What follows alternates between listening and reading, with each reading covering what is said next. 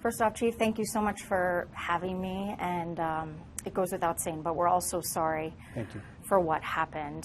How are you doing? How's the department doing right now? So we have a lot of healing to do. It's very difficult. We've had a significant loss to the department.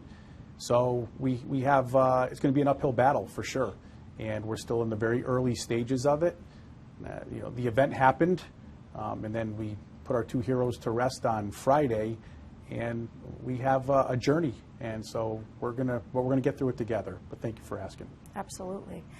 Bring me back to October 12th. Where were you when you heard what happened? Yeah, so I was home that night, and when I got the phone call from the deputy chief informing me what happened, and I think it's something that you always know that could happen, but you're never truly prepared for that phone call. So that was one of the worst phone call of my career. Of course. And where did things go from there? Did you head to the scene? Sure. So first thing first was coming here to support the men and women that were here, that were deploying to the scene, making sure that we had the proper assets in place. And quite frankly, the number one focus at that point was getting to the families. Mm-hmm. How difficult was that night, and what was the scene like when you arrived? So the scene at that point, anything like that is chaotic at first, and then once it gets locked down and stuff, and the investigators come in, it slows that portion down a whole bunch. But there's a lot of emotions going on. There's a lot of fear, anxiety. You don't know exactly what happened, and so it's difficult to manage. As a leader, you are still forced to lead during these situations, despite maybe how you're feeling and the grief that you're experiencing yourself. How did you look in the eyes of those officers and continue to lead despite what happened? So I'm no different than any one of them. We're human beings. We all care and love and feel. So I've been serving in this great police department now for over 28 years, so I know all these men and women, not just as colleagues, but as family. And so it was difficult, but there was a tremendous amount of pride as well. And we all took a role that night. And I can look them in the eyes because they were doing the same thing. We had officers showing up to come in to figure out what they could do to help out as well. So we just got that energy from each other. What about the support that you've been shown? Just driving through Bristol, you see the blue lights, you see the signs, you see the growing memorial outside. Did it surprise you? What has it meant to you? Surprise? No, and I'll explain that. We have a great relationship with the community. We exist together. We live to serve this community, and we've always known that there was support there. So I was not surprised at the support. I think the amount that we're getting is very welcoming, and the day of the first press conference, I had mentioned putting a call to action to the community, asking for their prayers, thoughts, and support. And that was amazing and continues to be amazing. So thankful for the outpouring of support from the community of Bristol, state of Connecticut, nationwide, to be honest with you. It's coming in from all different areas. Our state and local police here and other frontline services, out of state as well. It's been very, very wonderful, and that helps us get through our grieving process as well. Absolutely. During your speech at Rentschler Field, you said that Lieutenant Demonte and Sergeant Hemsey were, quote, the epitome of excellence. Yes. For those of us who didn't get to meet them, yes, can you tell us about them? Yeah, so, first of all, both of them had extremely positive personalities. And when I say extremely, I mean I've known them both for a long time, and I've never seen either one of them in a negative mood or which, how is that? We all have bad days. Now I'm sure they had them, but I can tell you that I never saw it. And then when you talk to families and friends, And that's when I realized for sure, that's why I used the term evidence-based, to hear from all of them, it just reaffirms who they were. And extremely loving, caring. They did not just go out and take calls for service. They were constantly involved in the community, on and off duty. They loved the community. They loved doing what they were doing. They were both involved in our youth programs, all about the youth, role models, school resource officers. I mean, just, you know, extremely well-rounded.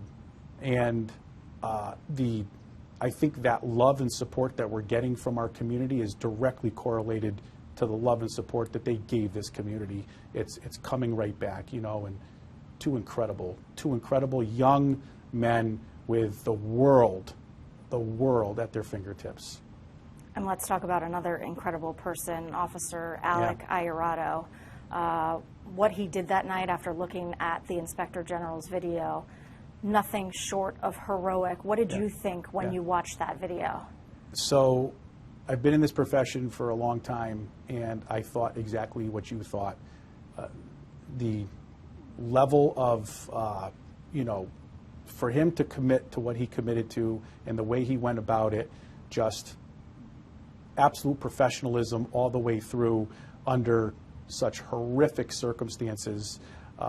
Yeah, true hero, 100%, absolutely amazing, and absolutely prevented more lives from being seriously injured or killed that night, without question, without question. Mm-hmm. Very thankful to him.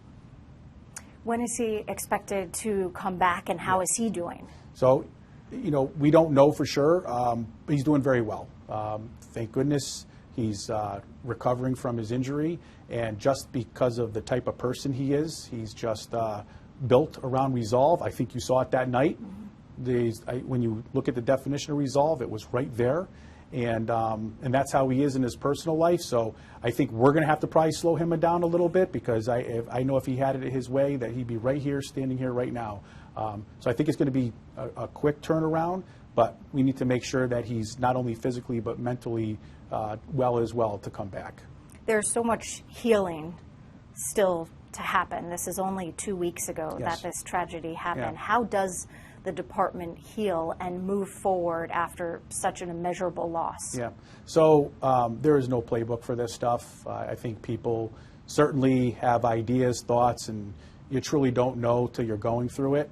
I think it depends on your agency too, how close you are as an agency, how well you know. So I think there's so many dynamics that come into play.